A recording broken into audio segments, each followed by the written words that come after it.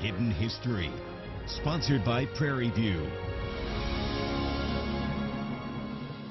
Hello and thanks for joining us. I'm Ashanti Ford. Today we're looking at important parts of our history that is too often not discussed. The hidden history of how African Americans in Wichita, Kansas and across the nation have impacted our nation.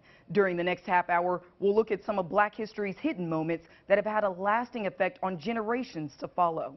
And we begin right here in Wichita, which was a very different place in the 1950s. Much of the city was segregated. Blacks weren't allowed to eat in the same restaurants or use the same rec spaces as whites. However, a few Wichita teens helped change that in the 1958 sit-in at the Dokkum drugstore, making an imprint in history that is still felt today.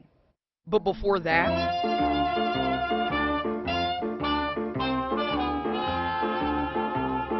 it was just a group of friends who grew out of segregation. It wasn't normal.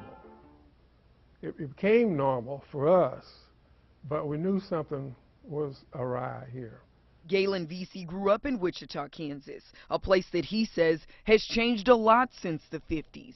Vesey recalls the climate back then, saying in high school, Black students were not allowed to swim in the same pool as white students. Before the pool was changed in order for the students the following week, who would have been all white students, to have fresh water. Wichita took 18 years to desegregate their schools after Brown versus Board of Education passed. But Vesey and his friends weren't going to wait that long to address segregated businesses like the popular downtown Dokkum drugstore. He said, you know what, as young people do, we're going to change the world. And in their case, they actually did. Black students, one by one, would come and sit at the Dokkum lunch counter and refuse to move until they were served. See if we could get a Coke or, maybe a slice of pie. And we had done it enough to know that it wasn't going to happen. But then it did happen. After months of protesting, they were served at an all-white lunch counter. Dokkum sit-in of 1958 is considered the first successful student-led sit-in. It happened about 18 months before the ones in Greensboro, which most people know about. People like Andy Higgins, who works for the Ambassador Hotel, where the Dokkum drugstore used to be. But she says the reason people didn't know Kansas came first is because most media outlets refused to write about it. The only people who published it were the Black newspapers, so everyone else just put it behind them. Higgins' grandmother worked at the original Dokkum drugstore, and now Higgins makes sure to add the history of Dokkum in her tours of the Ambassador Hotel, adding that there is a speakeasy inside of the Ambassador named Dokkum, so that this building will always carry the history of the sit-ins. I've had the privilege to meet 5 of the sit-in people, and they're like, we're not heroes. We just did what we had to do. At some point, somebody prayed for us. Somebody encouraged us. All of that was necessary. The goal is to have the Dokkum Memorial unveiled by this July. It's designed to honor and depict the African American students at the old Dokkum drugstore who led the nation's first successful student-led sit-in back in 1958. July will be the 60th anniversary of the event. And the Reverend Dr. Martin Luther King's legacy is one that is etched in history. But those that knew him best and walked with him on that journey to justice and equality still tell his story and the story of everyone who marched during those times. Reporter Teresa Smith has more on the life of Reverend Harold Middlebrook, who was a friend of Dr. King's. I'm convinced that God has a plan for your life.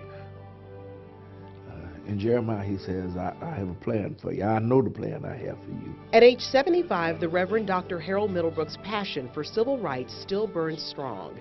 It started for him as a child in segregated Memphis, Tennessee. Our teachers would teach us history. You know, my mom was subject to wake you up at 4 or 5 o'clock in the morning and tell you to sing the second verse of Lift Every Voice and Sing. And the folk in my house, my grandparents and my mother and them, would sit around the breakfast table in the morning, read the paper, and talk about issues. As a young man, the civil rights movement was coming to a boil. The African American community was demanding justice, and a young preacher named Dr. Martin Luther King was making headlines. So when Martin King started in 54, and 55 and 56 with the Montgomery, we kept up with it every day in my household. And our teachers would have us to subscribe to the Commercial Appeal newspaper, which was the daily paper. Reverend Middlebrook would go on to college at a prestigious school in Atlanta, where his life would take a turn. I graduated and went on to Morehouse, did a summer program as a Woodrow Wilson student, and got involved with Lonnie King, Herschel Sullivan, Julian Bond, and all of that crowd in Atlanta for the Committee on Appeal for Human Rights. Now a part of the vanguard for the revolution of equality, Reverend Middlebrook was facing some of the hardest moments of his youth. Ended up going to jail, and then ended up going to jail with Dr. King in Atlanta in 1960. His friendship with Dr. King would land him in tense situations with local police. They went out to the car and got a rubber hose and came back to proceed to whip me with the rubber hose. Now here's the difference. The tire iron can leave bruises and scars visible. The rubber hose leaves you wounded on the inside. There, on the day that Dr. King was assassinated, Reverend Middlebrook reminds us all that the movement was bigger than one man. The dream was not just Martin's dream. It was the dream of thousands of people who had suffered through segregation, humiliation, degradation. And now here was their opportunity to strive to be free, to be liberated. As we gather this morning, Reverend Middlebrook retired from pastoral care at Cannon Baptist Church of Christ 3 years ago.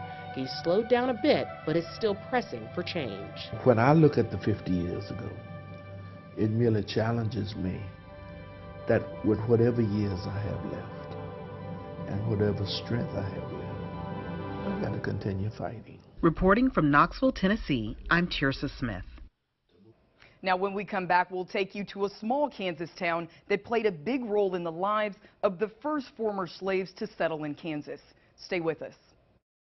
Midwest Hearing Aids is the largest in Kansas, with 40 local hometown hearing aid offices dedicated to helping people hear better and live better since 1948. To get your free hearing test and find an office near you, visit MidwestHearingAids.com. Folks, high-volume discounts are great. The more raw material I buy to make our siding, the more rebates I get. To start 2018 off with a bang, I'm going to pass on all of the 2017 rebates to you. That's big savings. You'll have a more beautiful home, and I'll get a lower raw material cost. This is a win-win, folks, but these rebates will run out fast, so call now. It's the epic 7-day sale at Furniture Row. For 7 days only, get up to 75% off and get more bang for your buck with up to 4 years no interest financing on hundreds of amazing designs like this. Bring home epic styles and epic savings. Don't miss the epic 7-day sale. On now at Furniture Row, home of Denver Mattress, your Tempur-Pedic elite retailer. Join the conversation by liking KSN on Facebook. Get the latest news, weather, and sports straight to your feed and never miss a thing. Get social with the KSN team, here for you on air and online.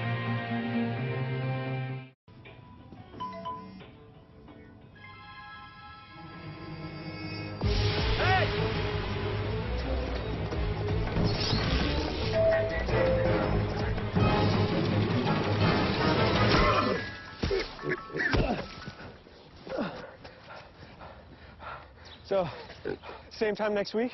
Well, of course. Put away a few bucks, feel like $1 million. For free tips to help you save, go to Feed the Pig. Welcome back. A little Kansas town with big history tells a much different story about survival after slavery and how Kansas played a huge role in what African Americans did with their first taste of freedom. I spoke with descendants of the first free-born black baby in the state of Kansas in a town called Nicodemus, and they shared pieces of their history that makes them proud, including slavery, which they say was not a disadvantage but rather a pivotal aspect to their ancestors' survival. Slavery produced in us a spirit of determination and tenacity to build and sustain an entire town from the ground up with no foreseeable resources. They were solicited. It was an organized effort to create a town and to solicit people that could make it in this town. But Angela Bates, director of the Historical Society, says when they arrived there was nothing but dirt roads, and the nearest town, Ellis, was a 2-day walk away. What you have is a situation where people are pretty much starving to death. Also among their obstacles was a fight to claim their land, something that Bates says many towns experienced in the 1800s. The Osage as well as the Potawatomi both claim that they've been here to Nicodemus. This was during a time that most considered Native Americans to be dangerous. The Indians communicated with them by having the game and throwing it on the ground, that they were not there to harm them. Native Americans, whom Kansas journalists documented to be hostile, were the reason that former slaves survived their first winter in Nicodemus. And when they left, this new town, now populated by 600 people, hit a high point. They built their own schools, churches, stores, and banks. The residents of Nicodemus used their skills learned during slavery and created a new life for themselves. They were even promised a railroad, which would help with the flow of resources. The railroad never came, but the 1930s depression did, and the town couldn't survive. A town with a history built on freedom and hope. And we spoke to some of those that live in the community about how they're keeping their town's history alive. I am a 6th-generation descendant of one of the first families that came to Nicodemus. I come from the Williams line of the family. This is my great-grandfather, Neil Williams. I'm a Cannon and Jones, which were descendants of the Slaughters and Dorseys. Each of them say what brings people back to Nicodemus every year is the Emancipation Celebration. That's been going on since 1877. This year marks 140 years of freedom, an accomplishment that Bates says is worth celebrating. I think that being a part of the families of Nicodemus and knowing that our forefathers endured slavery and then they came to the West and had the vision to help to establish an all-black town and govern themselves out. I mean, that's something to be very, very proud of. The town of Nicodemus is now marked as a National Historic Site, and the residents there say it's the Emancipation Celebration that brings hundreds of people from around the world to celebrate that history. Now stay with us. More Hidden History when we come back. The Toyota Drive to Victory sales event is here. The 2018 Highlander is beating out its competition because Toyota's Safety Sense comes standard at no extra cost. To get similar safety features in the Ford Explorer, you'd have to pay $5,255 more. When it comes to Highlander, safety comes standard. Lease a new Highlander for $279 per month and enjoy peace of mind with Toyota Safety Sense Standard at no extra cost. Find yours at buyatoyota.com. Toyota, let's go places. Save big during Menards Price Right Sale. Over 19,000 lights and ceiling fans are 17% off, including Hunter. The Cyrus collection features a brushed steel finish with opal glass. This mini pendant light is $28. This chandelier is $98. This Lansdowne ceiling fan comes in Cheyenne bronze finish with a vintage style bulb, $139. This Auburndale ceiling fan comes in onyx Bengal finish with clear glass and 3 vintage style bulbs, $148. Save big money at Menards. Cox has all my entertainment in one place. Using the Contour voice remote with direct access to Netflix, I can easily navigate my kingdom. Just say, The Crown. Take the Cox Challenge. Get a better bundle with Contour TV, voice remote, and up to 100 megs internet. Just $89.99 a month. Now with easy access to Netflix without switching remotes. I think it's clear who holds the crown for entertainment. Go online and take the Cox Challenge today. Catch all the excitement of the 2018 Winter Olympics right here on Channel 3. And stay tuned for KSN News 3. We'll be working throughout the day and night to keep you informed. And I'll be tracking the latest Kansas weather. Watch KSN News 3 after the Olympics, the station for your local news and weather. Hello, Facebook friends. I am KSN's Tiffany Lane. Stay up to speed with Tiffany on Facebook. Get social with KSN News 3, here for you on air and online. It may seem our nation is all too divided these days, but there is guidance in a boat maker who helps soldiers cut through the shores of Normandy while bridging the barriers on American soul. Harrison Golden has that story. The divisions were all too clear in the early 1940s. The Axis powers in Europe seemed ever closer to toppling our nation's most storied allies. And that's to say nothing of the divisions closer to home. These were the days before Ruby Bridges went to what had been an all-white New Orleans public school. White and colored signs painted the Crescent City. But a boat builder named Andrew Jackson Higgins had an idea. His vessel would not only stop the Germans from striking the U.S. mainland, they would bridge racial gaps, with his 7 New Orleans factories more integrated than parts of that city and the nation were themselves. By the end of the war, the Higgins workforce turned out 20,000 boats, including 13,000 similar to this replica. They shattered production records and cultural norms at the time, but the Higgins workforce in New Orleans, the first in the city to be racially integrated. Biographer Jerry Strahan says Higgins did not necessarily go out of his way to break barriers, he was simply a businessman. But if he happened to make some history along the way, then so be it. He was an employer who needed, at the height of the war, 20,000 employees. And he was in the South, but he wanted to get a workforce. In order to get those 20,000 employees, he had to get them everywhere he could, out of beauty shops, out of the cane fields. It was black, it was white, it was men, it was women. He paid equal wages for equal jobs. And for the workers, Higgins Industries was integrated beyond the factories, too. In his company, you had baseball teams, you had track, you had bowling leagues, you had things to keep the employees not only working together, but socializing together, make it a coherent group. I've befriended a lot of former Higgins workers. Sadly, they're disappearing like the World War II veterans, but I never found anyone who had anything other than a great word for Mr. Higgins. They just loved him. But fighting to stay afloat after the war, Higgins Industries closed shop in late 1945. Higgins himself died in 1952, leaving behind those who helped win the war as their battle for civil rights continued. Progress is often slow and incremental, and as what happened with African Americans and women in the aftermath of World War II, progress that's made can be reversed. A 2017 study published in the Harvard Business Review shows that since 1990, white applicants received, on average, 36% more callbacks than black applicants and 24% more callbacks than Latino applicants with identical resumes. We still have a long way to go. We certainly have racially integrated workforces, but we don't always have equality in outcome or hiring practices or wages. It's impossible to say what Higgins himself would make of race relations over the past 60 years, how they've improved, and the work still needed. But one thing is for certain, the Higgins wartime boats, built by workers of all races, have steered us at least some of the way. At the National World War II Museum in New Orleans, I'm Harrison Golden reporting. Still to come on this Hidden History special, we'll take a closer look at the African American men who fought for the United States. We've remodeled our showroom at Phoenix Supply. Come check out the full line of Toto products, toilets, lavatories, and faucets. Toto Washlet is the ultimate in personal hygiene. A heated toilet seat that rinses you with a jet of clean, warm water. Selecting kitchen and bath products at Phoenix Supply is easy. Our staff is experienced, friendly, and ready to help. Don't just dream it, see it, Phoenix Supply.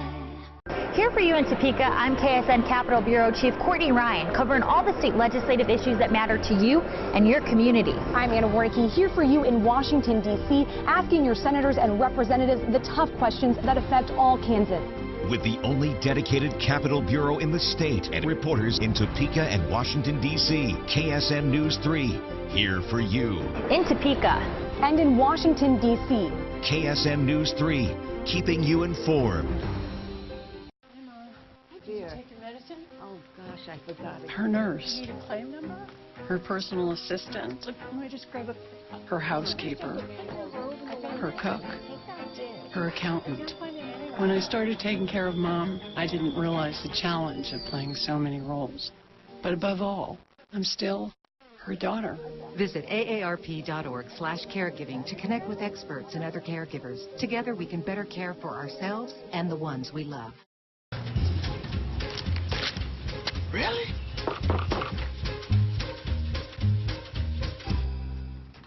Buzz, what's up, man?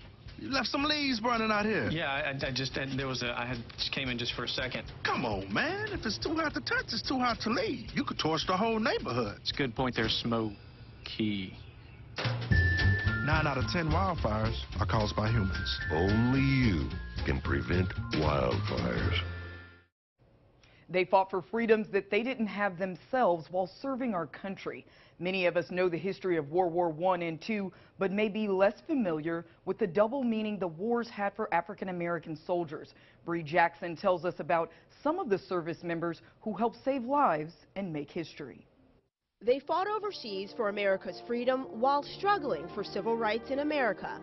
Now, some of those service members are honored at the National African American History and Culture Museum. Curator Kwasi Salter says the exhibit Double Victory shares stories of the two battles facing black troops during segregation. These men and women were always willing to fight. They were willing to fight for their country. And they were not only fighting for themselves and equality for themselves, but equality for their community and equality for great America. At the time, opportunities for African Americans were extremely limited, both in society and in the military. The photos and artifacts in this exhibit introduce visitors to barrier breakers like Charles Young. He's the third African American to graduate from West Point in 1889. And talk about a hidden history and a connection.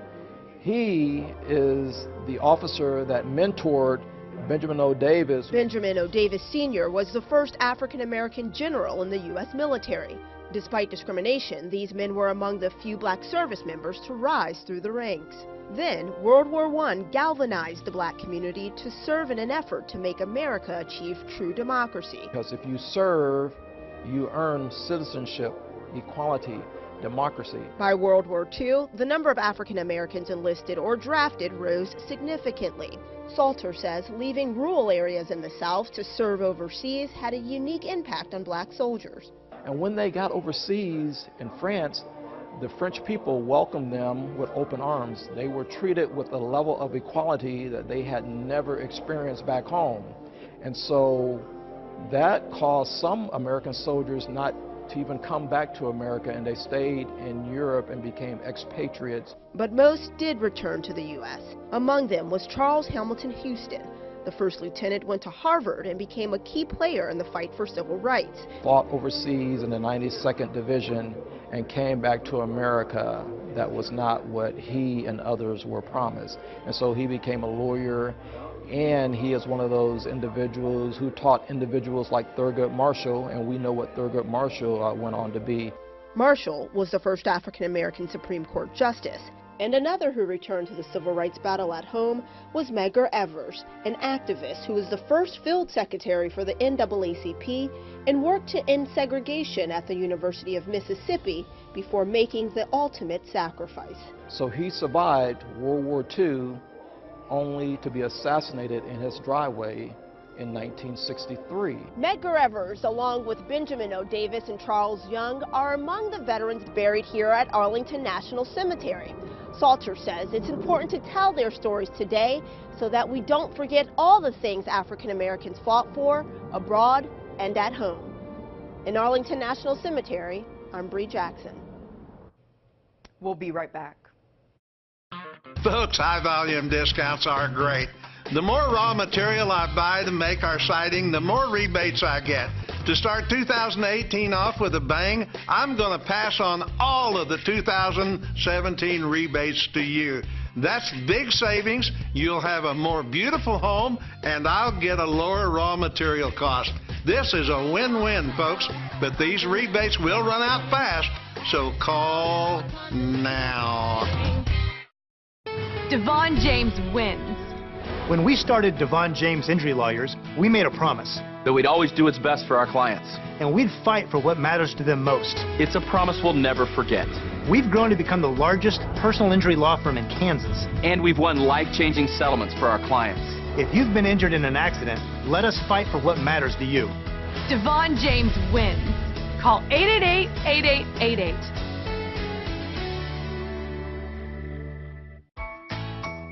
The world is online, and we're all connected.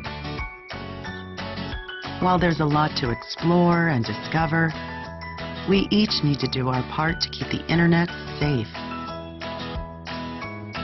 Cybersecurity starts with you. Learn how you can stay safe online at dhs.gov/stopthinkconnect.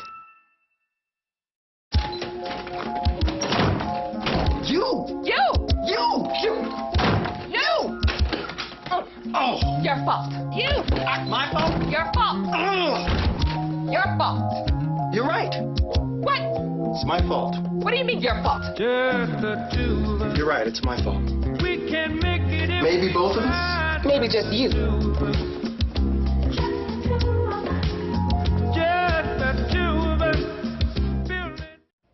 As we conclude our special look into our hidden history across Kansas and the nation, we find ourselves right back here in Wichita. We hear one man's memories of the McAdams neighborhood and how it became a place to call home amidst injustice. Mr. Charles McAfee is a World War II veteran and a Wichita native. We paid for Arthur Gossett Post, $273. McAfee recalls growing up in Wichita, playing baseball in McAdams with his friends. A good memory. But McAfee also has memories of hate and racism, made even more agonizing, considering he risked his life for a country that, at the time, didn't always accept the color of his skin. They lynched 2 or 3 black people and hung them off the bridge that goes across the Carl River in Lawrence, Kansas, 1917. McAfee spent time in Germany as a soldier, but says that distance from Kansas did not eliminate conversations about race. A picture of Emmett Till was on the front page of the German newspaper. And I remember they asked me, they said, Charles, if it's that bad, why do you live there? All I could think of to say was, it's not that bad everywhere. He was talking about the McAdams neighborhood, the only place he and many other blacks felt at home. Absolutely. They were places where I could feel some comfort, where I didn't have to apologize for who I was. There were places where I could believe in who I am and where I wanted to go. We've shared with you just a few of many hidden history stories that are important to our nation. On KSN.com, we have a collection of additional stories for Black History Month. Thanks for joining us as we continue to share the stories of our hidden history.